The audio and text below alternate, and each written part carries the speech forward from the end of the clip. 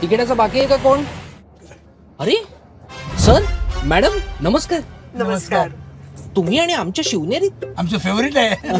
2 ticket द्या. किती झाले पैसे सांगा. हो सर तुमच्याकडनं मी पैसे घेईन. पैसे घेणार नाही? नाही नाही नाही पैसे घ्यावेच लागतील. नाही तर मी उतरून जाईन बस नाही तर होऊन दिली थोडीशी.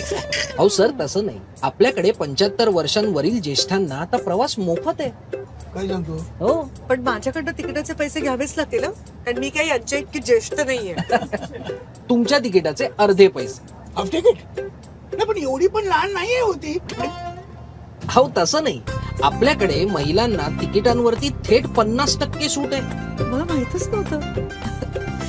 पण माझ्याकडे ना जरा सुट्टे पैसे नाही आहेत. हो काही काळजी करू नका मॅडम. आता आपल्याकडे UPI पेमेंटची सोय सुद्धा आहे की.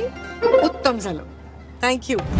महाराष्ट्र शासनाच्या अमृत ज्येष्ठ नागरिक योजनेअंतर्गत 75 वर्षावरील ज्येष्ठांना एसटीच्या सर्व बसेस मधून मोफत प्रवास आहे.